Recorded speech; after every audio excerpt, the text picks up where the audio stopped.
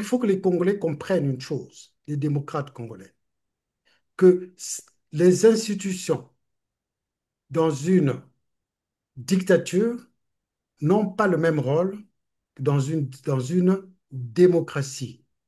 L'institution présidentielle au Congo n'a pas le même rôle qu'en France, pourtant c'est la même constitution qu'ils ont pompée.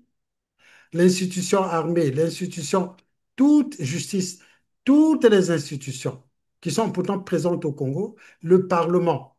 C'est pas parce qu'il y a un Parlement au Congo que le Congo est démocratique. C'est pas Oui, mais parce là, qu'il vous y a parlez une du assemblée. Parlement, pardon de vous couper comme ça de temps à autre. On est là devant une preuve où le Parlement a disparu sur ce qui se Ben, passe au Congo euh, actuellement. Aucune mais juste, institution ne vit maintenant. oui, mais, Toutes les institutions ont disparu. C'est mais Sassou Nguesso justement, maintenant qui fait la loi actuellement. mais c'est la preuve que, un, déjà nous sommes en tyrannie, et deux, que les institutions dans une dictature ne jouent pas le même rôle. Donc, ceux qui se précipitent aux élections devraient méditer sur cela. Dans une dictature, ces institutions, la base de ces institutions, c'est le rapport de force. C'est tout. C'est une tyrannie. C'est tout. Il n'y a rien d'autre. Ou ceux qui préparent les élections font de telle sorte pour inverser ce rapport de force. À ce moment-là, il faut qu'ils en disent les mécanismes, les démarches, le processus.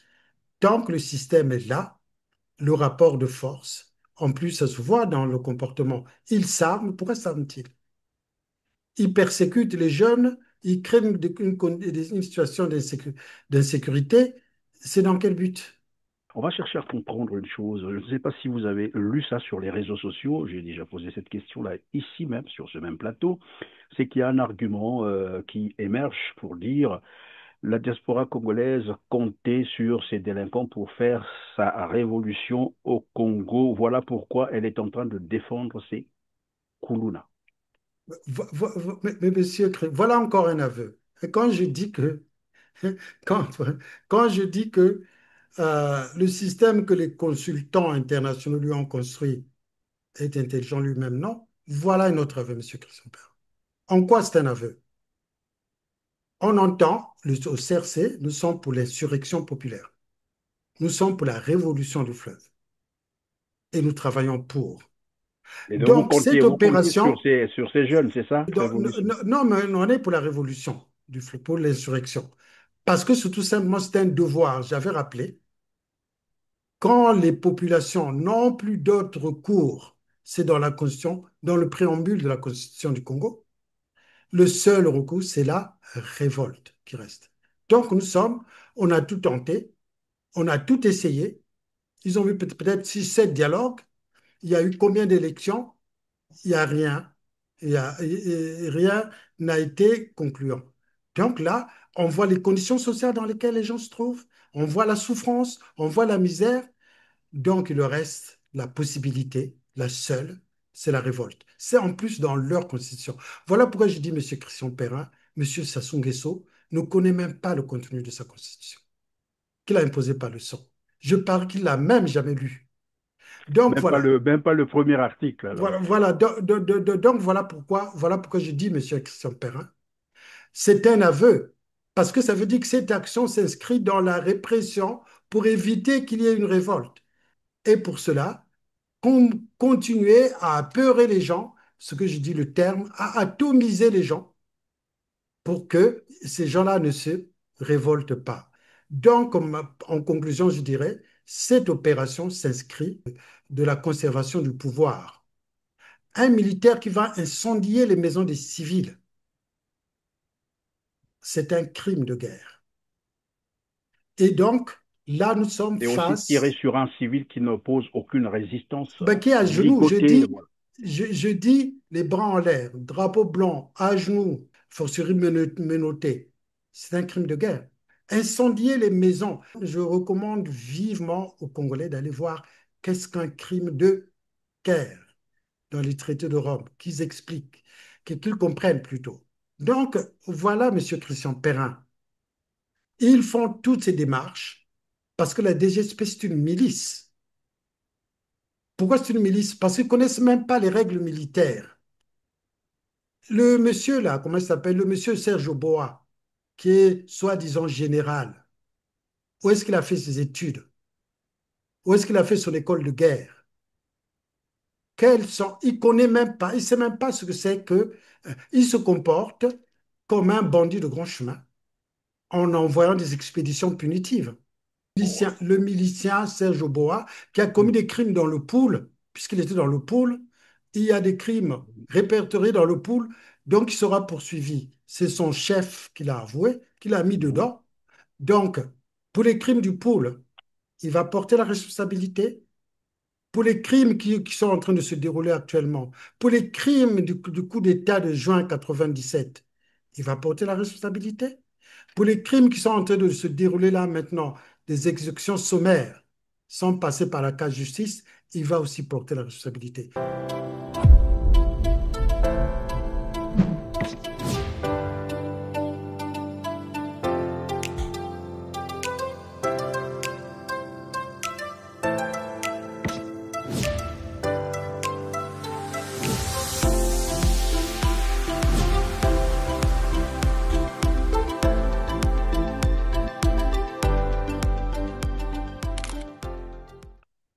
Bonjour mesdames, messieurs, merci de suivre RCT et bienvenue dans ce numéro Droit de savoir où j'ai encore le plaisir de recevoir David de Londi, membre du CRC, le Congrès pour la Renaissance du Congo. Bonjour David Londi, Bonjour, Monsieur Christian Perrin.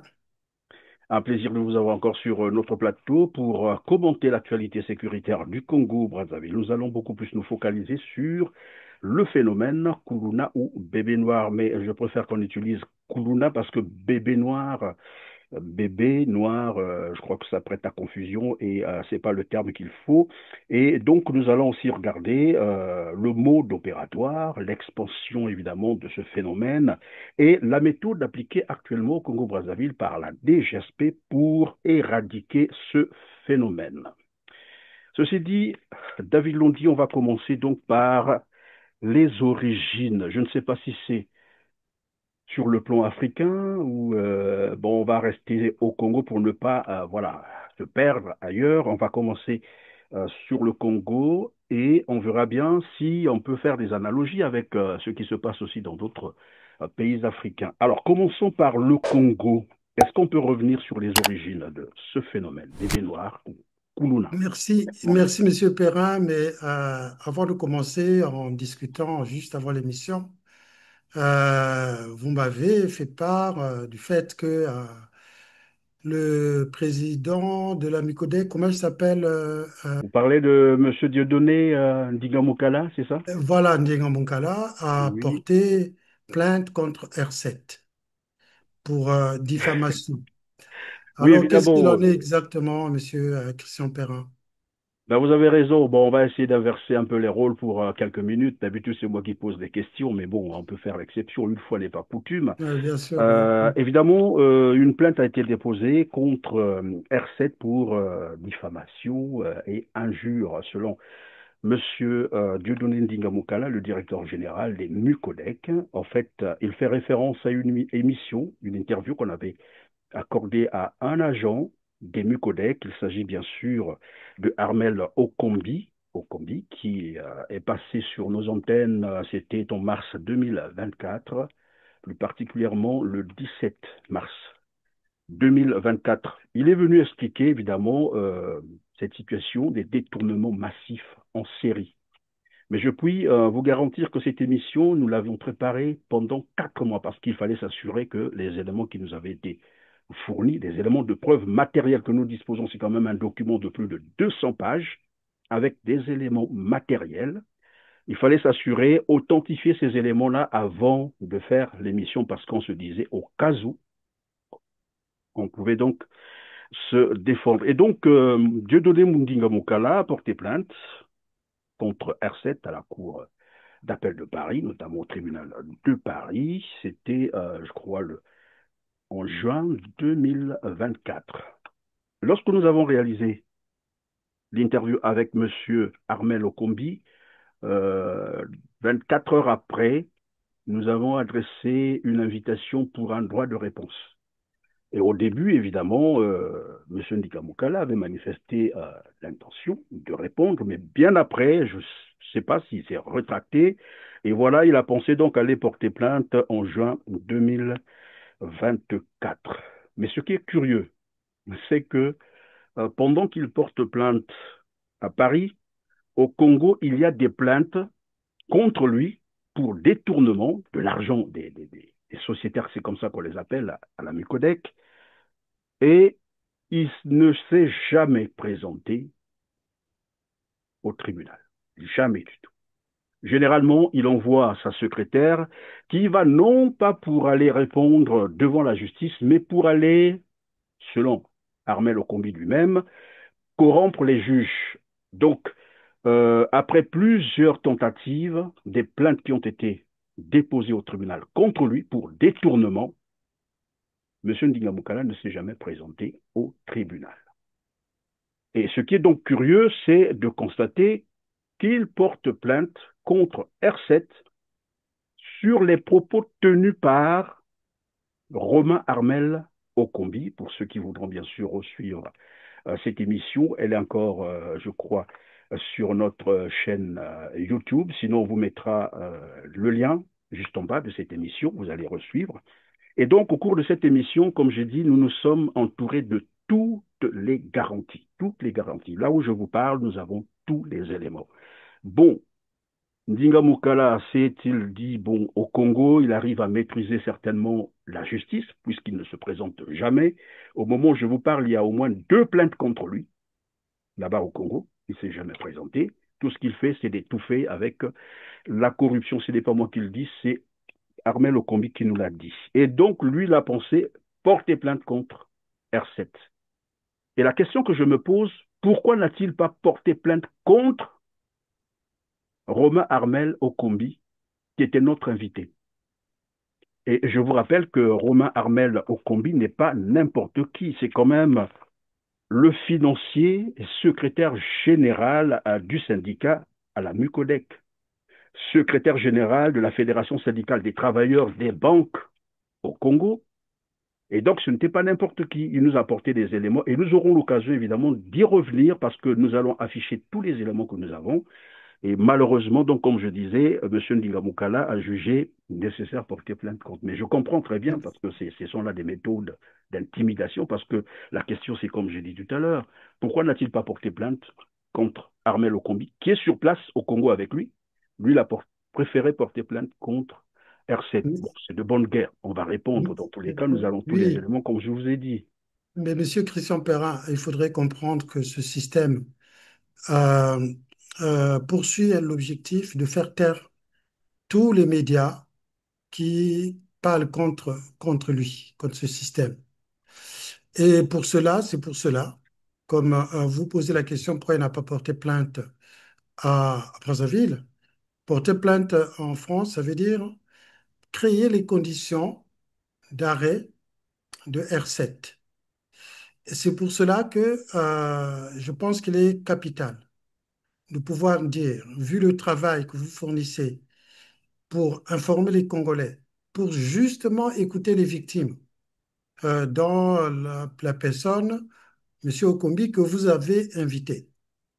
Donc, partant, je pense que tous ceux qui suivent R7, tous ceux qui pensent que R7 fait un service capital, il faudrait, dans moi le premier, qu'il puisse, qu'on puisse créer les conditions de traitement de cette affaire de la façon la plus efficace. R7, donc, d'après ce que vous dites, on en a débattu, on a discuté, j'ai compris. C'est une chaîne qui fonctionne par conviction politique. Ce n'est pas un investissement. Vous ne vous investissez pas dans une quelconque affaire pour pouvoir faire ce que vous faites. Vous vous sacrifiez pour défendre la cause qui concerne tous les Congolais. Moi, je me permets de dire à votre place qu'il est utile et nécessaire qu'il y ait un accompagnement pour pouvoir traiter ce problème, parce que comme il est traité euh, ici en France, il faut donc des avocats pour pouvoir euh, poser le vrai problème et créer les conditions de condamnation de ce monsieur. Donc, voilà Mais pourquoi. naturellement, pendant que vous le dites, nous travaillons là-dessus parce qu'après, nous allons retourner cette plainte contre lui parce que nous savons évidemment qu'il a aussi un domicile en France. Et ce n'est que, voilà, une information comme ça que je vous donne. Mais comme vous l'avez dit, évidemment, c'est une bataille judiciaire qui nécessite aussi des moyens financiers. Dinga Moukala, c'est un milliardaire. Mais ce qui nous rassure, c'est que la France, la justice fonctionne en France, même si elle n'est pas vraiment parfaite. Mais au moins, les droits des uns et des autres sont respectés. La France, c'est pas le Congo où il a la main mise sur la justice. Et donc, nous allons nous battre. Et pour cela, comme vous l'avez dit, on a aussi besoin du soutien de nos chers fidèles internautes qui nous suivent, qui peuvent nous venir aussi en aide, hein, multiforme, pourquoi pas. Nous avons vraiment besoin de cette aide. Mais il y a quelques éléments que je vais mettre à la disposition de nos téléspectateurs toujours sur cette affaire. En fait, ce n'est pas tant R7 qui dévoile l'affaire, non. Nous suivions l'affaire et à un moment donné, Armel s'est rapproché de nous parce qu'il avait constaté qu'au niveau de Brazzaville, rien n'avançait, tout était étouffé. Il a même écrit aux différentes institutions de la République pour signaler ces détournements et l'inaction de la justice. Il n'y avait toujours pas de réponse. Et donc, convaincu que c'était finalement tout un système qu'il ne pouvait pas faire face, il s'est rabattu vers les médias, vers la presse, notamment avec R7 et nous avons tenu donc cette émission. À la Mucodec, on les appelle les sociétaires, c'est ça, voilà. Au moins ceux qui travaillent, hein, ceux qui travaillent, les agents des Mucodec savent qu'il y a eu déjà des alertes. Voilà, une des alertes disait ceci, code éthique Mucodec. Ça, c'est dans le réseau informatique interne des Mucodec. C'est dans le respect de ces dispositions que nous mettons à la disposition de tous les salariés les preuves irréfutables des détournements d'argent des Mucodec par M. Dieudonné Ndinga Moukala, DG voilà, des Mucodec, et M. Florian Mouniengue. Par la même occasion, ça, ce sont des agents hein, de la Mucodec qui écrivent comme ça et qui mettent ça sur leur réseau et tout le monde lisait. Par la même occasion, nous remercions la directrice membre du CODIR et l'un des chefs des services qui a mis à notre disposition ces informations cruciales comme preuve que ces dirigeants sont dans les pratiques peu orthodoxes. Nous vous rassurons que dans les jours qui viennent, les autres preuves, pièces comptables et audio seront mises à votre disposition. Sont-ils encore, ça c'est la question qu'ils se sont posées, sont-ils encore capables de sanctionner les autres au moment où eux-mêmes volent l'argent de l'entreprise? Écoutez la réponse que va donner M. Ndinga Moukala, toujours dans la communication interne. Cette fois-là, il va faire prendre une note à son assistant. C'était le vendredi 19 avril 2024. Liste Mucodec, objet, message de la part du DG. Suivant. Message de la part du directeur général. Mesdames et messieurs, il nous a été donné de constater la diffusion sur réseaux sociaux et via les canaux internes. Ça, c'est M. Dingamukala qui dicte ça à son assistante. Via les canaux internes, des informations et documents internes de l'entreprise. Certaines de ces informations internes, quoique vraies, quoique vraies, justifiées et régulières, ont été sorties de leur contexte et utilisées à des fins malveillantes. En effet, tous ces délits sont orchestrés pour tenter de nuire à la bonne marche de l'entreprise.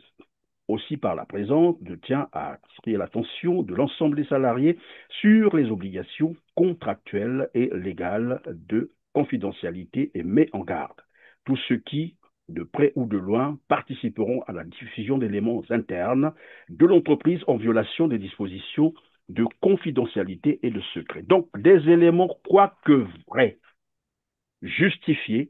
Alors, ici, on constate quoi concrètement? Je ne sais pas si vous l'avez noté, c'est que les agents des Mucodec accusent Ndingamukala de détournement de fonds. C'est une démarche administrative. Ndingamukala, lui, qu'est-ce qu'il fait? Il répond politiquement. Ce qu'il aurait fait, soit c'est de se soumettre, Je ne sais pas s'il y a des conseils là-bas ou comment ça se passe, ou de répondre administrativement qu'il n'en savait rien et que ce qui était dit était faux. Non, il reconnaît quoi que vrai, justifié et régulière. Et après, il pense que c'est pour nuire à son image. C'est une réponse politique. Mais nous, on n'entre pas là, dans cette danse, tout comme on l'a dit tout à l'heure, on va se battre, on ira devant la justice. Mais Monsieur Et nous Christian apporterons les Perrin, éléments nécessaires pour cela. Voilà pourquoi je disais, nous avons aussi besoin ok, du soutien voilà. Monsieur Christian Perrin, mais comment peut-on procéder pour pouvoir vous faire parvenir, pour nous qui allons contribuer justement à cette situation, comment pouvons-nous faire? Quels sont les moyens que vous mettez à nos dispositions pour notre contribution? Bon, le seul moyen pour plus de discrétion, parce qu'il y a ceux qui n'aiment pas aussi s'afficher, nous avons un lien litu, qu'on appelle ça, un lien litu, qu'on va mettre juste en bas de toutes nos prochaines productions. Pour ceux qui voudront participer, donc ils pourront, voilà. Mais, ceux qui pensent qu'ils peuvent faire aussi des mandats directs, pourquoi pas. Ok, R7 a un siège à Paris, et donc ils pourront faire des mandats directs, et ce qu'ils pensent. ok. Mais sinon, ils peuvent procéder par, voilà, le lien l'étude qui est en bas de cette émission. En tout cas, bon, j'ai pris un bon bout de Mais temps. merci. Non, mais monsieur Christian Perrin, c'est important pour nous parce que grâce à vous, nous suivons l'actualité du pays, même de l'Afrique, hein, sur vos chaînes, euh, dans votre émission, Droit de savoir essentiellement. Donc, il est nécessaire que cette voix ne s'éteigne pas, qu'elle continue à informer les gens. Beaucoup ont déjà l'information. Les gens ont commencé à nous appeler. Bon, on ne voulait pas aussi rendre public cette information, mais bon, parfois c'est nécessaire de le faire. Mais ce n'est pas le premier procès, hein. On a toujours ces menaces parfois téléphoniques, messagerie, on vous raconte tout ce qu'il faut. On ne va pas revenir là-dessus. En tout cas, mais merci de nous avoir Mais rappelé je vous cela. en prie, On je va vous en donc prie, monsieur continuer Christian. notre émission. Nous parlions donc de l'actualité sécuritaire du Congo-Brazzaville. Et je disais que nous allons beaucoup plus nous concentrer sur les origines, question de comprendre ce phénomène, comment il est né, comment il s'est répandu, par exemple, au Congo, et qui en sont finalement les vrais commanditaires, parce que nous apprenions également euh, qu'ils sont finalement dans toutes les institutions. Bref, et vous, comment est-ce que que pensez-vous des origines de ce phénomène? Il faut d'abord le rappeler que c'est quand même des jeunes très dangereux, criminels, qui posent des actes de terreur. Et je ne vais pas revenir là-dessus. Il y a eu beaucoup de victimes qui opèrent avec des machettes couramment. Bon, après, on se posera tout de même la question de savoir qui est réellement Kuluna, parce que là aussi, il n'y a aucune définition juridique. Mais alors, parlons donc des origines de ce phénomène, Kuluna. Effectivement, c'est une actualité brûlante. Euh, on reçoit des images révoltantes pratiquement tous les jours. Mais les gens prennent ce problème-là et le traitent un petit peu superficiellement. Je me rappelle, je vous enverrai ce discours de Monsieur Sassou Nguesso en 1999 à Talangaï. Euh, dans ce discours, qu'il faudra noter, il y a quelques phrases célèbres hein, dont on retient, que l'on retient plutôt. Les phrases célèbres, c'est s'il m'arrivait de mourir à 11 heures, à 15 heures, on ne parlera plus des nordistes, ni à Brazzaville, ni à Pointe-Noire. Mais derrière, après, dans tout ce discours, le contenu, il faut l'analyser profondément. Dans ce discours, il fait ce que j'appelle, moi, un aveu, l'aveu du tribaliste, ou du tribalisme. On reviendra dessus pour un petit peu expliquer exactement ce que j'entends par là. Donc, il déclare, il avait demandé aux mamans du Nord, aux mères du Nord, de mettre à sa disposition leurs enfants pour préserver la paix, ce qu'il appelait la paix, qu'ils avaient conquise euh, pendant le coup d'État de 97. Parce que dans son discours, il est venu libérer les gens du Nord. Et là, il y avait, pourquoi il faisait ce discours? Parce qu'il y avait commencé à avoir dans la ville des actes de banditisme. essentiellement les anciens Cobras, qui n'avaient pas été intégrés. Donc, il s'était battu pour lui, qui n'avaient pas été intégrés. Donc, il a commencé à venir parler il a commencé à développer le point en disant que cette paix, nous la préservons et il faut que les actes de banditisme s'arrêtent. Mais seulement, il ne s'est pas posé la question pourquoi il y avait des actes de banditisme. Après s'être appuyé sur ces jeunes pour conquérir le pouvoir, pour faire son coup d'État, ce qu'on appelait les Cobras. Vous avez dit c'était en On quelle les- année, en quelle période ça? ben, c'est pendant le coup d'État du 5 juin 1997 que tout le monde connaît. Non, je Il posais la question, avait, pardon de vous arrêter comme ça. Je vous posais cette question simplement parce que déjà en 1996, au niveau de la cuvette ouest, les habitants se plaignaient déjà de la présence des milices de Denis Sassou Nguesso, les Cobras, qui semaient déjà oui, le désordre, la désolation, voilà, la terreur, que je propose à nos téléspectateurs de suivre un extrait, voilà, des habitants de cette partie du pays qui se plaignaient. Pour ceux qui ont formé, les leaders politiques qui ont formé leur milice privée, tous ils sont ici à Ivola, dans la région de la Tibet ouest. Et on vient même d'assister à des tueries. Mais nous, la région de la Tibet ouest, c'est nous c'est la paix, vraiment la paix. Nous n'aimons pas ces choses-là. Alors, qu'est-ce qu'il faut faire? Nous ne voulons plus que ces gars-là, ces bandits-là restent avec nous. Même les parents au village ne veulent plus aller en forêt. Parce que dans les forêts là-bas, ils trouvent des cobras ou de quoi qui bradent les gens, qui pillent, enfin, tout ce que nous connaissons. Donc, nous demandons qu'il y ait des mesures rapides pour nous épargner de cette situation. Deuxièmement, mbuga ese kibiyonso bakobra bapalangani na oyu ebibide ayiko goma mwana moko na mbuga moko awa tout près na mbuga moko kombo ofili ya disi. Voilà, et donc vous dites, lors du coup d'État, vous avez dit qu'il a fait cette déclaration, demandant donc aux parents, sinon aux mamans, pourquoi pas les papas, de la partie septentrionale, de lui donner les enfants pour asseoir son pouvoir, pour voilà, maintenir la paix. voilà. Donc, ces jeunes ont été laissés dans la nature. Ils n'ont pas été intégrés dans l'armée pour la plupart. On n'a pas créé les conditions d'une insertion sociale pour pouvoir effectivement résoudre ce problème. On les a laissés. Quoi qu'on dise, le noir n'est pas différent du blanc. Après une situation aussi dramatique comme celle-là, ici, on crée les conditions de suivi psychologique de ces enfants qui avaient participé à une guerre atroce, où tuer était devenu pour eux quelque chose de presque naturel. On ne les a pas réinsérés. Et ces jeunes ont grandi, ils ont eu des enfants qui ont été laissés dans les mêmes conditions. Et en plus, la dégradation des conditions sociales. Je crois que c'est à votre chaîne qu'on suit souvent des retraités qui ont 3 ans de non-versement de pension. C'est là aussi qu'on voit les retards de Les salaire. 97 mois d'arriéré de salaire, ce sont là les agents de Voilà. la Et mairie de Dolisie. Oui. c'est sur votre antenne aussi qu'on a entendu que, il y a 5 individus qui ont volé environ 500 1500 000, milliards. voilà, de francs.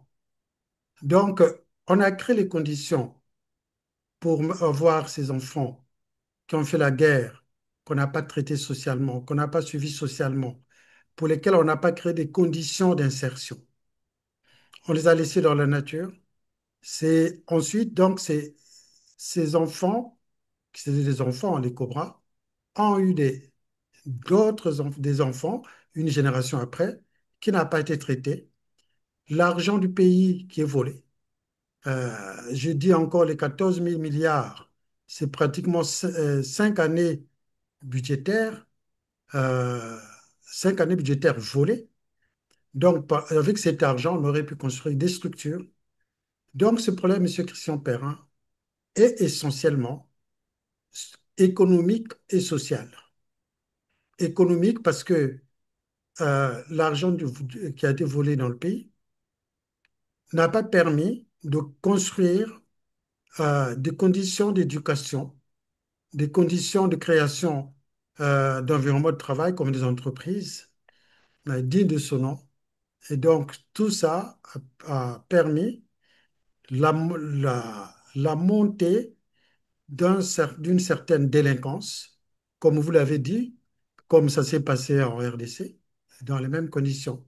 Conditions donc de pauvreté sociale, conditions de misère sociale, conditions de mauvaise éducation, conditions de mauvais encadrement. Donc, toutes ces choses ont fait que tous ces jeunes ont été fragilisés. Ils ne sont pas, je ne crois pas aux générations spontanées, Monsieur Christian Perrin. Ils ne sont pas sortis de rien. Ils sont sortis de ces pays, de ces quartiers, des conditions économiques exécrables, des conditions d'éducation. Sassou a détruit l'éducation au Congo. Il a Oui, mais détruit pendant que vous le l'éducation au dites, Congo. pardon, David Londi, puisque nous parlons des causes, ce que j'ai cru comprendre dans votre réponse, c'est le chômage, les drogues, l'abandon familial, en fait le manque aussi d'occupation rémunératrice. Ça veut dire que depuis que Sassou est revenu, et tout le monde le sait, ce n'est même pas pour servir le Congo, il est venu piller le Congo, tout le monde est en train de le voir, et donc il n'a pas créé les conditions nécessaires pour une jeunesse, comment dire ça, épanouie, malheureusement. Sur ce même plateau, un invité nous a rappelé, et tout le monde le sait d'ailleurs, après son coup d'État militaire, où il est allé chercher des mercenaires étrangers, des armées étrangères qui sont venus tuer les Congolais. Il va chercher des armées étrangères qui ont envahi le Congo, tué les Congolais, plus de 400 000 morts. Ce n'est pas moi qui le dis, c'est un expert français qui le dit, en renseignement en plus. C'est que après ce coup d'État, il a permis pendant 6 mois, sinon une année, à ces jeunes qu'il avait recrutés, les jeunes dont vous parlez là, qu'il avait recrutés pour voilà, opérer son coup d'État, il leur a permis d'aller voler, piller, violer, détruire, tuer. En fait, il avait livré pendant 6 mois ou une année les Congolais à ce que j'appellerais le barbarisme total. Donc à ces jeunes, comme récompense, bien entendu, de ce qu'ils venaient de réussir le coup d'État militaire. Comme ils n'avaient pas l'argent à leur donner, eh ben, il leur a permis d'aller piller, de voler, de faire tout ce qu'ils ont pu faire, tuer, prendre, ravir les biens, et pendant une année, ils ont fonctionné comme ça. Donc on comprend très bien qu'ils avaient finalement intériorisé cela, et ils ont cru que la vie fonctionnait comme ça. Mais, justement, monsieur Christian Perrin, vous décrivez là le terreau d'où sont sortis ces enfants-là. Donc voilà, donc c'est l'explication déjà, l'origine de cette délinquance juvénile qui monte par manque de contexte, d'environnement, d'éducation, de contexte social, économique, qui a fait de la guerre, des enfants de la guerre de 1997, donc son coup d'État qui lui a permis de s'installer. Et c'est pour cela qu'on a d'ailleurs constaté que ce phénomène a commencé effectivement à se développer beaucoup dans les quartiers nord avant que ça se répande dans le reste de la ville de Brazzaville. Donc, ceci ayant été dit, il faut énoncer les principes généraux. Les principes généraux, c'est que le premier droit humain, c'est celui de vivre en paix. Donc, n'importe quel régime, n'importe quel gouvernement traite ce problème de délinquance juvénile parce que ça perturbe la paix des citoyens. Donc, dans ce contexte, nous sommes tous d'accord que ça revient au gouvernement de faire de telle sorte que les Congolais vivent dans des conditions de paix.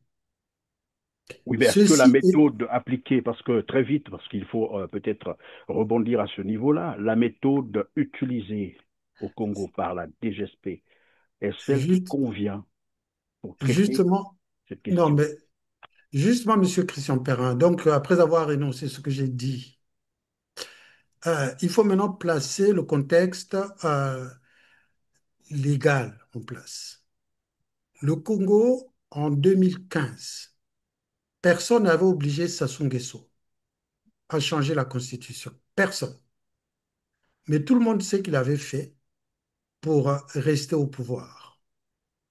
Et donc, quand il change sa constitution de 2015, l'une des évolutions majeures annoncées par le système, c'était ce qu'on appelle, c'était l'abolition de la peine de mort. Ça veut dire quoi? Ça veut dire qu'aucune institution dans ce pays n'était plus autorisée à la donner sur l'ensemble du territoire. Je dis bien sur l'ensemble du territoire, quelles que soient les conditions. Je dis bien, quelles que soient les conditions. Donc, une fois donc ceci dit, il faut assumer. Quand un pays a aboli la peine de mort, il ne la donne plus. Je vais vous donner un exemple qui est d'actualité. Tout le monde avait assisté à Paris à ce qu'on appelait les massacres du Bataclan. Il y a des islamistes qui sont rentrés, des terroristes, qui sont rentrés dans le Bataclan au cours d'un concert. Ils ont mitraillé tout le monde, ceux qui étaient dans la salle. Il y a eu des centaines de morts. Certains d'entre eux se sont suicidés en activant le gilet de bombe qu'ils portaient. D'autres ont été capturés, notamment Salah Abdeslam, qui venait de Belgique. Il a été arrêté.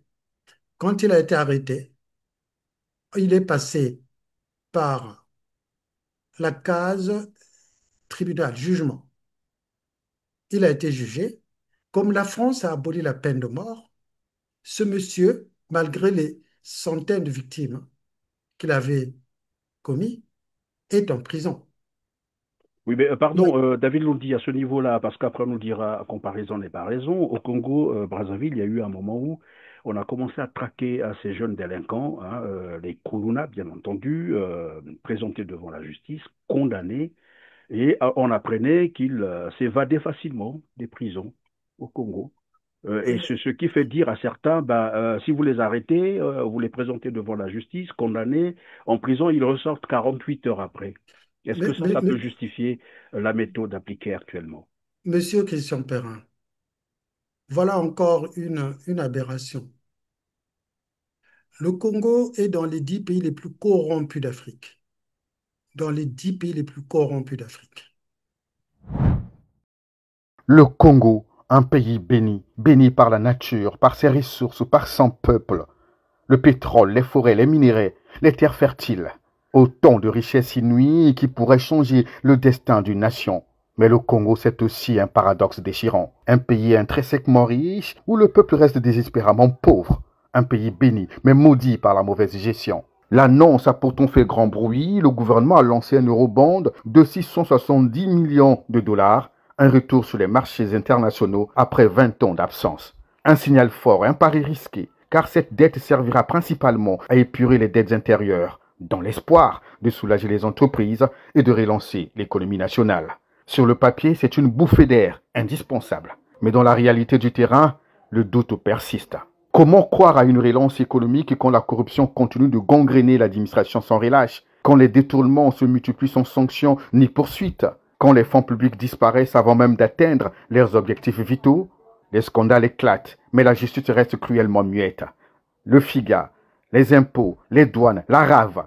Les exemples de malversation ne manquent pas. Et pendant ce temps, les écoles se vident de leurs moyens, les hôpitaux s'effondrent, les salaires d'une catégorie des agents et pensions tardent. Le Congo n'est pas pauvre. Ce sont ses gestionnaires qui l'appauvrissent. Chaque détournement est une route non construite. Chaque malversation est une école fermée. Chaque acte de corruption est un avenir volé à la jeunesse congolaise. Donc, s'ils ont cet art, s'ils ont ce problème de corruption, ce n'est pas dû aux citoyens de ce pays. S'il y a des gens qui échappent, encore comme j'ai dit dès le départ, le devoir de l'État, c'est d'assurer la paix. Le devoir de l'État, c'est aussi lutter contre la corruption. Si le Congo se présente comme le pays, parmi les 10 pays les plus corrompus, si les gens qui sont mis en prison sont évadés, enfin, on les fait évader, c'est qu'ils ont Ils un s'évadent et problème. puis ils arrivent à Paris en train de voilà, circuler Voilà. librement, ils se filment, Ben, ils font des selfies, comme pour narguer Voilà. les Congolais. Ah ben, écoutez, je suis ailleurs. Voilà, Monsieur Christian Perrin. Donc, ils ont un problème de corruption déjà à combattre. Si, une fois, Monsieur Christian Perrin, les engagements internationaux sont les mêmes pour tous les pays, les textes qu'ils signent sont les mêmes. Les textes que les Français ont signés pour l'abolition de la peine de mort, ce sont les mêmes textes que le gouvernement congolais a signés pour l'abolition de la peine de mort. Donc, il ne peut pas y avoir d'exception. C'est signé dans les mêmes conditions, au sein de la même structure qu'est l'ONU. Donc, ils doivent être respectés de la même façon. C'est ce qu'on appelle les engagements internationaux. Oui, mais malgré le Qui, caractère, pardon, criminel de cette opération, tout le monde est en train de le constater, encore pendant que nous sommes en train de réaliser cette émission ce matin, j'ai appris que hier, donc hier c'était le 6 novembre 2025, 13 autres jeunes délinquants présumés ont été exécutés sommairement à Pointe-Noire. Ça fait déjà beaucoup, c'est plus de 200 exécutions qui ont déjà eu lieu au Congo-Brazzaville. Et vous dites la peine capitale ou la peine de mort. La peine de mort a été abolie et puis le Congo, vous l'avez rappelé, a ratifié cette convention. Mais ici, nous sommes en face d'un cas de figure où Denis Sassou Nguesso, qui est le chef de l'État, ça on peut le lui concéder, au Congo a assumé cet ordre. mais, Est-ce que c'est pas suffisant pour... Christian Perret, je ne valide pas cela. L'État au Congo n'existe plus. Voilà pourquoi on voit tout ce désordre. Et il faut que les Congolais comprennent, c'est ce que j'avais dit, que nous sommes dans une tyrannie. C'est le pouvoir d'une seule personne qui n'a rien à voir avec les aspirations des populations et qui généralement a le soutien de l'étranger ou installé par les étrangers. C'est une tyrannie. Donc, dans une tyrannie, nous avons un tyran, mais nous n'avons pas un État qui assure l'égalité de tous devant la loi. Donc, je m'inscris en faux quand vous dites que M. Sassou Nguesso est le chef de l'État. L'État, comme je dis, comme la République est entre parenthèses, je le répète encore, la République du Congo est entre parenthèses depuis le 5 juin 1997, quand M. Sassou Nguesso a pris les armes pour prendre le pouvoir avec des milliers de morts que vous avez énoncés. euh, à partir de ce moment-là, il a privatisé le pouvoir, c'est une, un, c'est un groupe de personnes qui dirige ce pays. Ce n'est plus la République, la res publica, la chose publique. Parce que vous le voyez vous-même, les traitements ne sont pas identiques en fonction des origines, en fonction de l'appartenance ethnique, en fonction de, de l'appartenance sociale.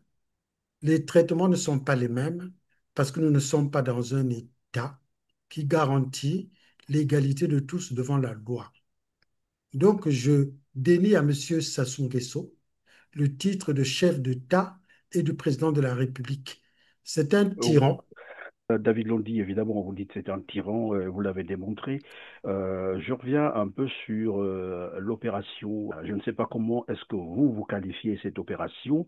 Je vais essayer de la décrire. On peut prendre ces jeunes délinquants présumés, je dis encore présumés parce qu'on ne les a pas arrêtés sur les faits, en train de commettre, donc en flagrant délit. Non, ça se passe sur appel téléphonique, signalement par appel téléphonique, moyennant de l'argent, la délation. Et donc, on signale, on va chercher le jeune, parfois il dormait, on le prend, on l'amène voilà, dans la rue, on l'abat devant parents et familles, enfants, tout le monde assiste à bout portant. Et c'est des soldats qui portent des armes de guerre, qui tirent sur les civils inoffensif, c'est-à-dire qui ne résiste pas. Ça, c'est un fait. Et il y a également la démolition des maisons, des familles dont un enfant est suspecté d'être bandit présumé, suspecté d'être bandit présumé. On démolit les maisons, on demande aux parents de dénoncer les enfants. Donc vous imaginez, bon, chacun sait ce que c'est qu'un enfant pour une famille, et on demande à ses parents de livrer les enfants supposés être des bandits. Parce que tout à l'heure, on reviendra sur comment définir finalement Kuluna, c'est quoi concrètement. Et donc, il y a ça aussi. Un autre élément qu'il ne faut pas perdre de vue, c'est qu'après, on détruit le matériel, les motos, soi-disant utilisées par ces bandits présumés.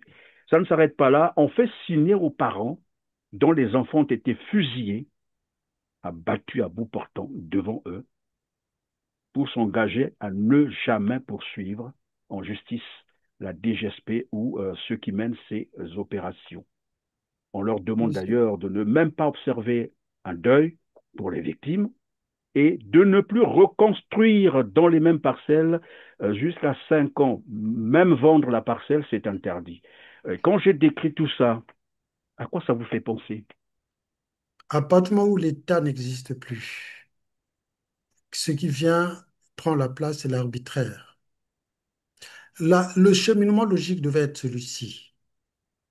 Arrestation des délinquants, ce qui est normal. Jugement pour qualifier les crimes et pour qualifier ce que vous appelez, vous, les koulouna ou que les machins, c'est à ce moment-là. Parce que quand on parle de délation, on peut dénoncer n'importe qui, par jalousie, par concurrence, ou bien je ne sais pas. Surtout qu'il y a des Le fortes seul sommes endroit, d'argent. le Des fortes- seul endroit où on peut qualifier le vrai responsable, donc le vrai koulouna, en guillemets, c'est le tribunal.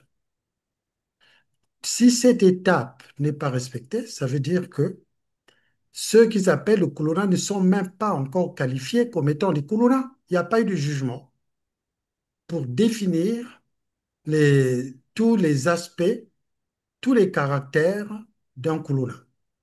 On a dénoncé quelqu'un, on le prend, on l'exécute, alors que ce qui aurait dû se faire, c'est justement arrêter, juger, sanctionner. Et si tant que ce processus n'est pas respecté, c'est clair qu'on arrive à ce qu'on appelle de l'arbitraire et même, je peux dire, des crimes, hein, comme c'est commis par les miliciens qu'on appelle la DGSP. Donc, c'est de la responsabilité du chef de ces miliciens qui est Sassou Nguesso. Parce que je vais vous dire, Monsieur Christian Perrin, je vais vous dire, Monsieur Sassou progresse toujours par... euh, il finit par avouer ses crimes. Il finit toujours par avouer ses crimes. Je vais, si vous me permettez, prendre juste peut-être une minute, pas Oui, plus, je mais vous en prie. 30 secondes. En 1977, M. Sassou Nguesso fait un coup d'État en tuant Ngouabi, et Massamba Deba, le cardinal et bien d'autres personnes. Il ne prend pas le pouvoir. Il sait que c'est chaud, il ne prend pas le pouvoir. Et il s'abrite derrière pour instrumentaliser, comme il fait, il cherche une couverture, pour instrumentaliser le bureau politique du PCT, pour arriver en 79 à mettre en minorité M. Yombi et prendre le pouvoir. En fait, le pouvoir que lui, il avait, le résultat de son coup d'État de 77. En 79, il récupère. Donc, il a avoué en 79, par cet acte, par son comportement, que c'était lui qui avait fait le coup d'État. Donc là, on est en 77, en 79 plutôt. Il avoue, premier aveu. Après, il arrive en 99. En 99, il vient affirmer qu'il a fait aussi, qu'il a fait un coup d'État. Parce que là, il affirme, il avoue qu'il est tribaliste. Et même en 77, il avait avoué qu'il était tribaliste, parce que la première déclaration qu'il avait eu à faire, Bakongo, Babomi, Marien. C'est comme si on disait ici, les Bretons ont tué le président. Donc, il montre du doigt toute une composante de la société congolaise. Bakongo, Babomi, Marien. Et donc, on arrive en 79, ce que j'ai dit. Il récupère le pouvoir. Donc, il avoue que celui qui avait préparé le coup de 77. On arrive en 99. Il avoue encore qu'il est tribaliste et qu'il utilise les forces, qu'il instrumentalise les forces de la partie septentrionale. Quand il avoue, quand il dit, s'il m'arrivait de mourir à 11 heures, à 15 heures, on n'entendra plus Lumbushi. Et quand il demande aux mamans du Nord de lui donner ses enfants. Donc là, il avoue aussi qu'il est, euh, qu'il est tribaliste, qu'il dirige ce pays. En fait, il est en train de détruire progressivement l'État. Et vous Oh, faites bien, pardon, on va continuer, pardon de vous couper comme ça. Vous faites bien de le rappeler, ces aspects, parce que dernièrement, quand vous êtes passé sur ce même plateau, vous parliez de ce que le pouvoir de Denis Sassou Nguesso était assis sur trois piliers. Vous évoquez voilà. donc la violence, vous évoquez Le- les finances, donc la corruption.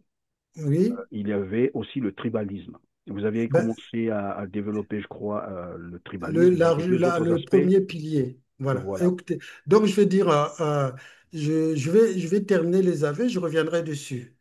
Je vous Donc, en prie. en 99, il avoue qu'il est tribaliste, que son pouvoir est tribaliste, parce qu'il fait appel encore à une composante de la population pour qu'il vienne en aide. En 2015, il fait l'aveu aussi de qu'il veut qu'il a changé qu'il va changer cette constitution pour préserver le pouvoir et en préservant le pouvoir, il met en place les mécanismes. Donc c'est pour répondre. Il vient renforcer tous les mécanismes sur lesquels il se base pour pouvoir euh, durer au pouvoir, dans l'abolition de la peine de mort, dans son article 96, il avoue que c'est lui l'assassin. C'est dans sa constitution 2015. Donc en 2015, il avoue aussi que c'est un criminel à travers son article 96. Parce qu'il s'excuse, s'accuse. Parce qu'il pond dans sa constitution, bon, vous connaissez l'article 96. Oui, tout à fait. Aucun crime ou manquement, voilà, Voilà, ne lui sera imputé lorsqu'il voilà. quittera ses fonctions en Et substance, donc, quoi. et donc la peine de mort en même temps, ce que j'ai développé. Mais ce que vous avez posé, je crois que les Congolais ne doivent pas se perdre à vouloir raisonner sur une base qui est fausse. Parce que si on raisonne sur une base qui est fausse, toute l'analyse que l'on va faire sera fausse. Comme j'avais dit, je crois, dernièrement ici sur ce plateau, si je prends 1 plus 1 égale 2, mais là, sur en base 10. Si je prends 1 plus 1 égale 10, pourtant c'est les mêmes chiffres, mais je suis en base binaire. Donc j'ai les mêmes chiffres en fonction du contexte, en fonction de la base sur laquelle je raisonne, je n'aboutis pas au même résultat. Donc il faut que les Congolais comprennent une chose, les démocrates congolais, que les institutions dans une dictature n'ont pas le même rôle que dans une démocratie. L'institution présidentielle au Congo n'a pas le même rôle qu'en France, pourtant c'est la même constitution qu'ils ont pompée. L'institution armée, l'institution, toute justice, toutes les institutions qui sont pourtant présentes au Congo, le Parlement. C'est pas parce qu'il y a un Parlement au Congo que le Congo est démocratique. C'est pas Oui, mais parce là, qu'il vous y a parlez une du assemblée. Parlement, pardon de vous couper comme ça de temps à autre. On est là devant une preuve où le Parlement a disparu sur ce qui Ben, se passe au Congo euh, actuellement. Aucune mais juste, institution ne vit maintenant. oui, Toutes les institutions ont disparu. C'est mais Sassou Nguesso justement, maintenant qui fait la loi actuellement. mais c'est la preuve que, un, déjà nous sommes en tyrannie, et deux, que les institutions dans une dictature ne jouent pas le même rôle. Donc, ceux qui se précipitent aux élections devraient méditer sur cela. Dans une dictature, ces institutions, la base de ces institutions, c'est le rapport de force. C'est tout. C'est une tyrannie. C'est tout. Il n'y a rien d'autre. Ou ceux qui préparent les élections font de telle sorte pour inverser ce rapport de force. À ce moment-là, il faut qu'ils en disent les mécanismes, les démarches, le processus. Tant que le système est là, le rapport de force, en plus, ça se voit dans le comportement. Ils s'arment. Pourquoi s'arment-ils? Ils persécutent les jeunes, ils créent une situation d'insécurité. C'est dans quel but? Dans le but de préserver le pouvoir. Donc, je disais les trois piliers. Rapidement, il y a euh, l'argent, la corruption. Et j'ai dit que le Congo, c'est parmi les 10 pays les plus corrompus d'Afrique. La force, c'est ce qui se passe là, avec la DGSP, avec la milice DGSP. Cette milice, normalement, est là pour garder, pour assurer la sécurité de Sassou Nguesso. Mais pourquoi je dis que c'est une milice? On peut le démontrer facilement. Si les fonctions de la DGSP est d'assurer la sécurité, pourquoi l'a-t-il envoyé dans le pool? Encore un aveu. Il avoue que dans le pool, ils sont allés tuer, comme l'avait dit Okemba, des gens, le ciel n'est pas tombé. Et donc là, on a identifié les acteurs de ces crimes contre l'humanité dans le pool, c'est la DGSP. Tout ce qui s'est passé là-bas, nous savons maintenant que c'est la DGSP. Il n'y a pas, là-dessus, il n'y a pas de problème, c'est la DGSP. Donc, M. Christian Perrin, il y a ce pilier qui est le pilier force et, et le pilier qui est le pilier, le troisième pilier qui est le tribalisme, qui est l'idéologie qui régit tout ça. Nous savons qu'au Congo, il y a ce problème, mais là, se pousser au paroxysme depuis pratiquement 70. 70, 72, le M22 dénonce déjà ce qu'ils appelaient, j'avais dit, ce qui s'appelle déjà l'obumitrie, déjà depuis 72.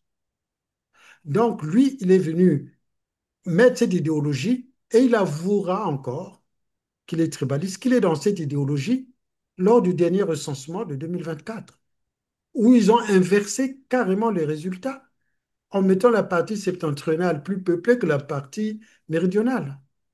C'est encore un aveu. Donc, ce qu'il faut comprendre, c'est que tous ceux qui pensent que les institutions jouent le même rôle dans une dictature que dans une démocratie se fourvoient sans se mettre le doigt dans l'œil et surtout, ne font aucun effort intellectuel de réflexion. Je peux encore vous dire, Monsieur Christian Perrin, pour ne pas dire des paroles en l'air. J'ai suivi dans les réseaux sociaux. Là, c'est l'institution justice, qui normalement, si c'était dans un cadre démocratique, fonctionnerait autrement. Mais là, c'est dans un cadre de la tyrannie, de la dictature. Les plaintes déposées pour les 14 000 milliards, le procureur a balayé ça d'un revers de main, pour des raisons, je crois, de non informés. Et la société civile qui se bat dépose une deuxième plainte pour les 6 000 milliards, puisqu'il avait dit qu'il y a l'argent qui se dissipe. Et cette deuxième plainte, même le greffier n'ose pas l'enregistrer. Même le greffier n'ose pas l'enregistrer. Là, on est dans l'institution justice. Donc, il faut comprendre que tout ceci, c'est un rapport de force. Le problème que vous avez énoncé au départ, la plainte contre R7, s'inscrit dans cette logique. Vous avez développé en disant que ce monsieur a beaucoup de plaintes au pays, au Congo. Ces plaintes sont en cours. Le monsieur ne s'est jamais présenté devant les différentes juridictions devant lesquelles on l'avait mis en cause, en question. Il est protégé par qui? Donc, pourtant, c'est l'institution de justice. Donc, il faut que les démocrates arrivent à faire la différence. Ce n'est pas parce qu'il y a un parlement au Congo que le Congo est démocratique. Ce n'est pas parce qu'il y a une justice au Congo que le Congo est démocratique. Parce que les institutions ne jouent pas le même rôle. Et il faut qu'ils comprennent aussi que dans une dictature, effectivement, le moindre caprice, comment on appelle, la moindre déclaration qui arrange le maintien au pouvoir La moindre déclaration devient une institution. C'est la DGSP. La Oui, DGSP, David voilà Landy, exactement. on va aussi gagner le temps parce que finalement, Ouais, oui, très je vous vite. écoute. Ouais. Ouais. D'accord, ok. Alors, vous avez parlé donc de l'instrumentalisation de la terreur, la violence, les crimes. Nous rappelons ici du témoignage d'un député du PCT, Idever Bouani, qui expliquait très bien comment ça fonctionne avec le système Sassou Nguesso qu'on va écouter en quelques minutes et on revient sur le plateau. Je parle plutôt des meurtres, des assassinats, des machins, tout ça. Bon. L'insécurité, là, à l'époque, il faut lui rappeler, bon, il n'était pas encore acteur, nous, on était des acteurs. Il faut le lui dire. Ton petit frère a dit, lui, il était acteur, toi, tu n'étais pas acteur. Tu travaillais là-bas dans les laissés-passer. Quand eux, avec les Kamiyoko, ont décidé de ne jamais laisser asseoir les Souba, ce n'était pas notre pouvoir. On a créé de l'insécurité partout. Mais ça avait un but, c'est de ramener les populations à penser Sassou. Ah, Natangwa Sassou, toi qui es au moins calme. Ah, Natangwa Sassou. Et dès lors qu'ils ont commencé à dire ça, ça a donné les moyens politiques à cet homme-là de rebondir. Voilà. Voilà, alors donc, comme vous l'expliquez, finalement, c'est un mode opératoire du système de Sassou Nguesso lui-même qui finalement agit par la violence, vous l'avez dit, violence, tribalisme, et puis vous avez parlé aussi des finances, donc la corruption, l'argent du Congo, tout l'argent du Congo est utilisé pour corrompre, parce que vous avez rappelé la dilapidation de 14 000 milliards. Je ne sais pas si dans le monde un autre exemple similaire existe, mais je ne pense pas. Non, monsieur Perrin, non. Voilà, donc tout cet argent, tout le monde se pose la question, mais où est passé tout c'est quand même 26 milliards de dollars américains disparus comme ça, personne n'est inquiété, personne n'est interpellé, même pas l'ouverture d'une information judiciaire. Donc il utilise tout cet argent pour corrompre. Mais on va revenir donc sur l'opération en cours qui, en réalité, n'en est pas une, c'est une expédition punitive. C'est le cas de le dire.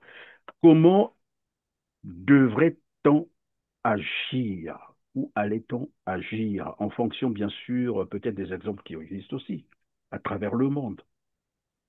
Oui. Mais monsieur Christian Perrin, c'est comme Oui. je disais, attendez, ce pouvoir, je dis le système intelligent pour la répression de monsieur Sassou Nguesso. Non, je viens de démontrer. Je viens de démontrer que C'est-à-dire le pouvoir, le il va système d'aveu est en aveu. pardon, le pouvoir ou le système est intelligent, Le mais pas Sassou système, Nguesso. le système est intelligent, pas Sassou Nguesso. Parce que quand il agit seul, tu vois, vous voyez tous les aveux que je viens de citer là. S'il était intelligent, en dehors du système, il ne pourrait pas dire que la DGSP est allée dans le pôle alors qu'il y a des dossiers en cours. Les disparus du beach, par exemple. Et Il a même d'autres. comparé, pardon, pendant que vous parlez de son intelligence, il a comparé l'opération, disons, l'expédition punitive que mène la DGSP au plan Vigipirate. Mais monsieur, c'est là, c'est ça qu'il faut comprendre le point essentiel. Quand je dis lui, en dehors du système, donc construit par des consultants qui travaillent avec lui, tout l'argent déboursé, ainsi de suite. Il ne sait même pas, il ne sait même pas qu'en France, l'opération Vigipirate ne se fait pas en dehors des policiers ou des gendarmes. Même s'il y a l'armée qui est dehors, l'armée est encadrée par des policiers parce qu'il y a des aspects tout simplement juridiques qu'il faut respecter. Il y a le droit. Les policiers ont cette formation, les gendarmes aussi. Donc, si vous avez, mettons, 5 militaires qui patrouillent, un groupe de 5 personnes qui patrouillent, il y a au moins un policier dans le groupe. C'est ça, Vigipirate. Donc, il y a l'armée, il y a la police et il y a la gendarmerie qui ont une dimension euh, de gestion de l'ordre public éprouvée, c'est-à-dire les policiers et les gendarmes. Donc, il n'est même pas au courant que c'est comme cela que ça fonctionne en France. Ce pas des gens qu'on va chercher, qu'on amène, qu'on exécute. Donc, je disais, Monsieur Christian, à partir du moment où il n'y a pas l'étape justice, tout ce qui se passe au Congo peut être considéré comme des crimes contre l'humanité, pour la bonne et simple raison qu'ils n'ont pas la bonne qualification du Kuluna. Parce qu'il se base sur une dénonciation. Une dénonciation doit être vérifiée, validée pour savoir si les éléments dénoncés sont vrais. Donc, pour aller plus loin, M. Christian Perrin, je disais tout simplement, ils n'ont qu'à traverser le fleuve. Ils traversent le fleuve, ils se retrouvent en RDC, où ce phénomène est encore, Et et même peut-être pire, 3, oui, 4, oui, 5 pire fois qu'au Congo. plus important. Là-bas, ils ont trouvé la solution. On arrête les jeunes, ce qui est normal, c'est des délinquants. Il faut assurer la paix. On les arrête et on les juge. Après les avoir jugés, on les sanctionne. Et pourtant, la RDC n'a pas aboli la peine de mort, hein. On les sanctionne. Après les avoir sanctionnés, en fonction, on les repartit dans ils vont en prison, ceux qui doivent aller en prison. Ceux qui Ou pour des sont, travaux forcés. ouais, ceux qui sont irrécupérables vont dans des camps de réhabilitation.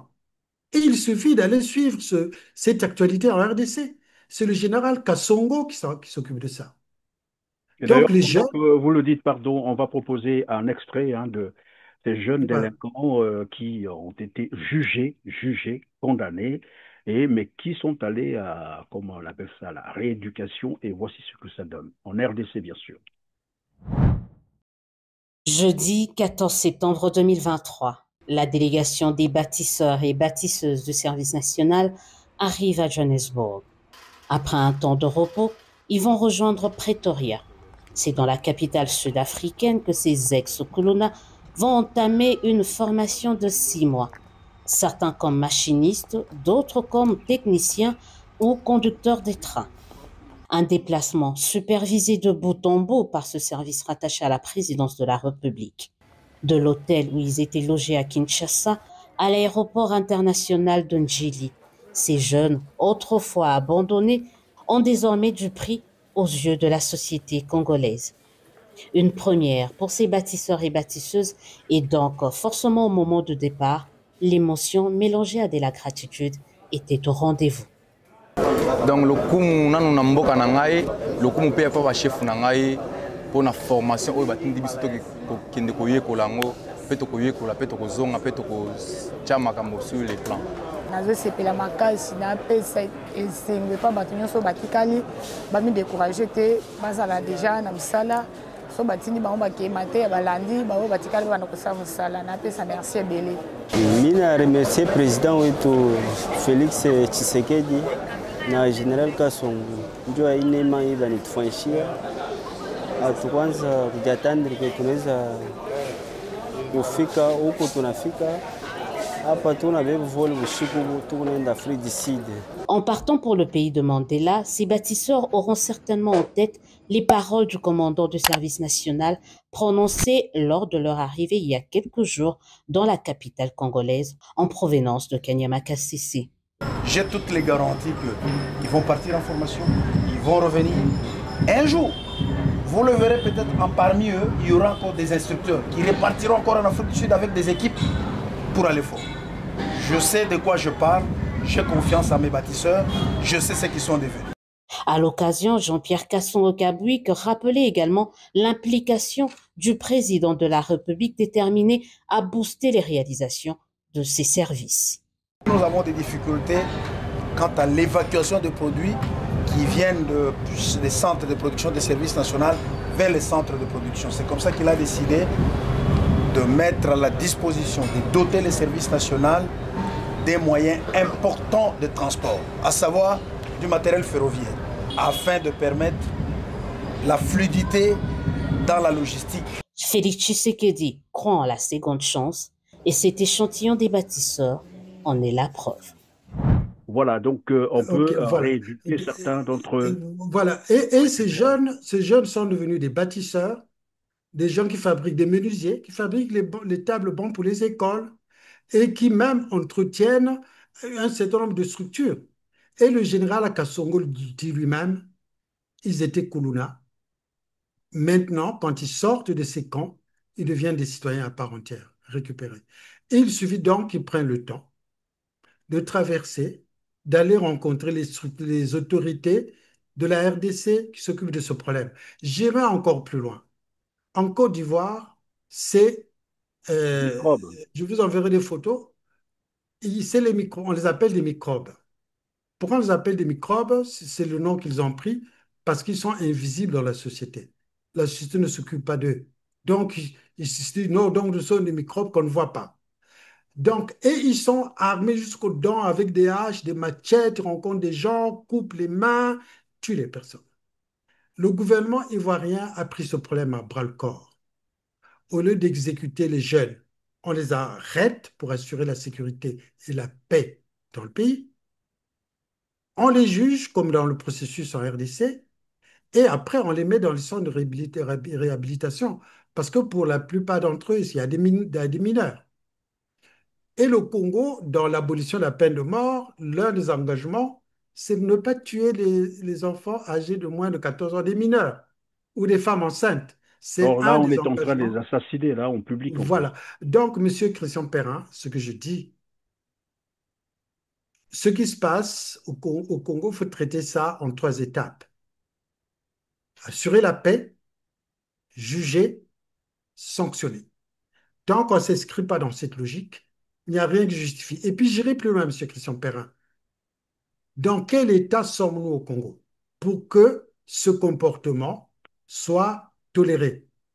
Sommes-nous, bon, on fait abstraction de l'abolition de la peine de mort, voilà. Mais dans quel état? Sommes-nous en état de siège ou en état d'urgence?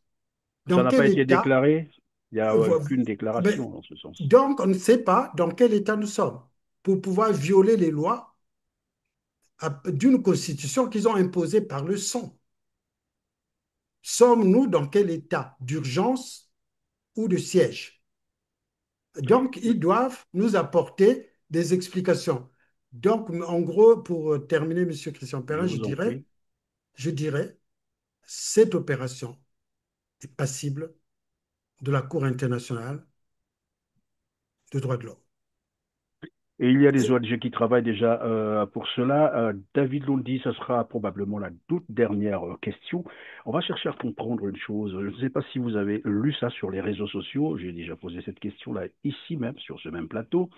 C'est qu'il y a un argument qui émerge pour dire la diaspora congolaise comptait sur ces délinquants pour faire sa révolution au Congo. Voilà pourquoi elle est en train de défendre ces Koulouna. Mais monsieur, voilà encore un aveu. Et quand je dis que, quand, quand je dis que le système que les consultants internationaux lui ont construit est intelligent lui-même, non, voilà un autre aveu, monsieur Christian Père.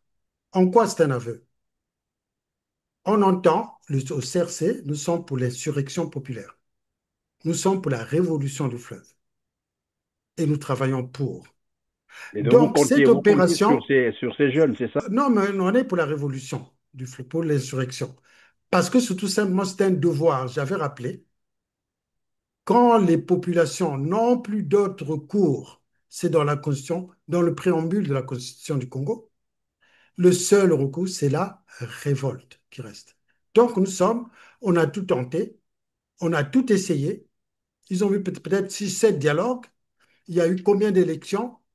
Il n'y a rien. Rien n'a été concluant. Donc là, on voit les conditions sociales dans lesquelles les gens se trouvent, on voit la souffrance, on voit la misère.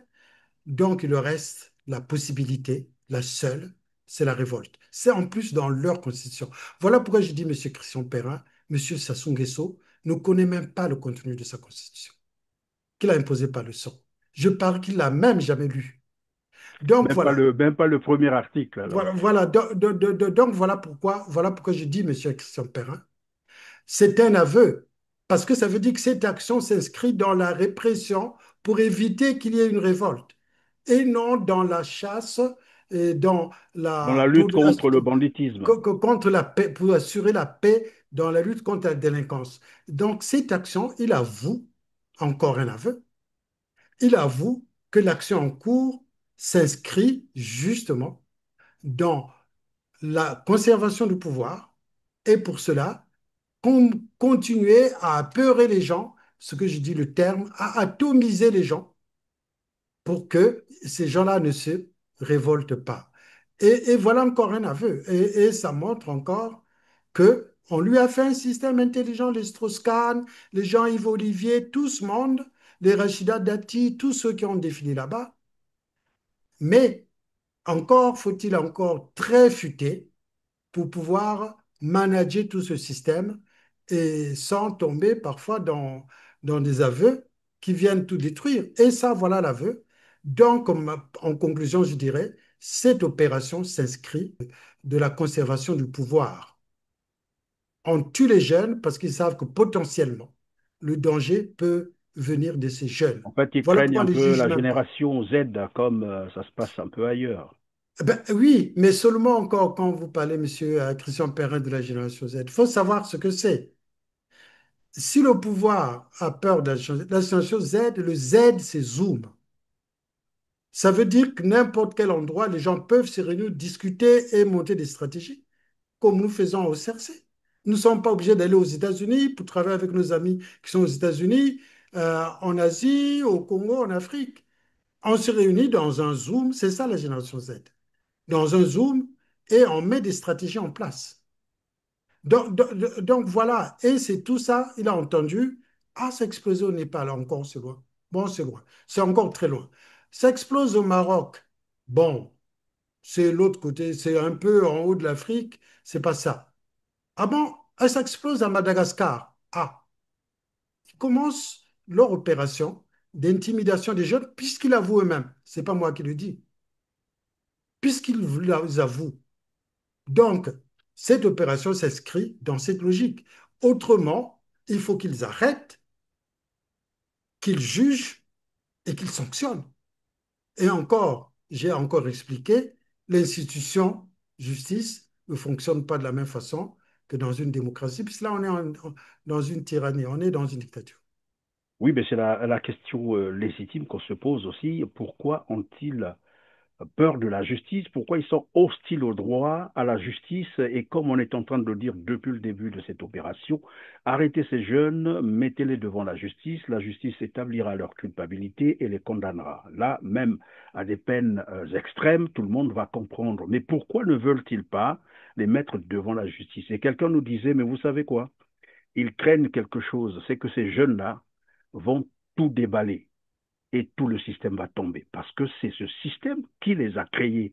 Et ils savent qui est le vrai commanditaire. Ils sont dans la police, dans la gendarmerie, dans l'armée, même à la présidence. Et donc, ils ont peur de la justice parce que devant la barre, ces jeunes-là vont commencer à dire la vérité. Voilà pourquoi il faut effacer ces traces en les éliminant, en les assassinant, tel qu'on est en train de voir. Mais il Mais y a qu'est-ce qui ça, vous paraît monsieur. plausible? En fait, il y a ça. Mais il faut toujours relier les choses euh, tu vois, à un raisonnement logique, au contexte. Euh, la question est laquelle? Passe pas par la case justice, parce que l'arbitraire, c'est l'arbitraire qui règne. Or, s'ils veulent éliminer des militants, des gens qui veulent effectivement que ça change, des démocrates qui veulent que ça change, s'ils veulent les éliminer, ils ne passeront pas par la case justice, il faut qu'il y ait l'arbitraire. S'ils veulent éliminer les opposants d'une façon encore arbitraire, il ne faut pas qu'on sache exactement comme vous venez de le dire, que c'est des meurtres commandités, qui sont tout simplement la main armée du système. Donc voilà, le problème est là. Il ne passe pas par la case justice, pour ce que vous venez de dire autrement, et, tout à l'heure, mais aussi par le fait qu'ils veulent empêcher une insurrection. Il avoue. Or, s'il passe par la case justice, il n'y aura plus cet arbitraire. Et je vous informe, ça peut-être les gens ne le savent pas, mais je l'ai vu passer. La présidente de l'OCDH, qui avait donné une interview à France 24, a été menacée par le PCT. Menacée par le PCT. Voilà un lien politique. Et à se dire que c'est le Voilà. PCT qui est derrière cette opération. C'est pour la conservation du pouvoir. C'est pour faire de telle sorte que ces jeunes ne soient pas la force qui peut les renverser, en dehors effectivement des éléments qu'ils avaient créé ça comme eux-mêmes pour continuer à atomiser les populations. Et en dehors Donc, de cette dame, pardon, il y a un autre, je crois, une autre dame, celle qui avait filmé la séquence qui a fait du buzz, là, le jeune garçon, visiblement mineur, qu'on a abattu à bout portant par un soldat qui circule. Cette dame était recherchée. Je ne sais pas si on a mis la main sur elle, mais elle était recherchée activement. Je ne sais pas comment ça s'est passé. Voici donc l'image qu'elle avait filmée. Âme sensible, s'abstenir, s'il vous plaît.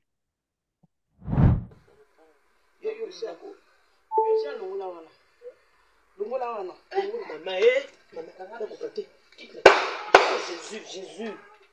Oh, Jésus. Eh, 9 mois, maman. Maman, c'est robot. Maman, maman. Oh, Jésus. Hey. Alors, David Londi, si, s'ils pensent que l'opération est normale, telle qu'ils sont en train de la vanter, tout le monde est en train de voir, il y a des pages Facebook qui ne font que ça, pourquoi dans le même temps, ils s'en prennent aux témoins qui veulent rendre cela public pour que le monde sache comment ça se passe? tout simplement, et c'est encore un aveu, quand ils font signer des papiers pour ne pas porter plainte, pour ne pas faire ceci, c'est encore un aveu. Dans un état de droit, l'État assume ses gestes. Pourquoi mettre la pression sur les victimes pour que celles-ci ne puissent pas porter plainte? C'est tout simplement derrière tout ça, nous voyons qu'il y a c'est des crimes contre l'humanité, en même temps des crimes de guerre. Pourquoi? Quelques exemples. Un militaire qui tue un ennemi qui a les bras en l'air, ou qui a le drapeau blanc, ou qui se rend, c'est un crime de guerre. Un militaire qui incendie les maisons des civils, je recommande aux gens d'aller lire euh, ça, c'est qu'est-ce qu'un crime de guerre? Un militaire qui tue un ennemi désarmé, bras en l'air, à genoux, drapeau blanc, c'est un crime. Un militaire qui va incendier les maisons des civils, c'est un crime de guerre. Et donc, là, nous sommes Et aussi tirer face... sur un civil qui n'oppose aucune résistance, Ben, qui est à genoux, ligoté. Voilà. je dis les bras en l'air, drapeau blanc, à genoux, forcerie menottée. C'est un crime de guerre. Incendier les maisons. Je recommande vivement aux Congolais d'aller voir qu'est-ce qu'un crime de guerre dans les traités de Rome, qu'ils expliquent, qu'ils comprennent plutôt.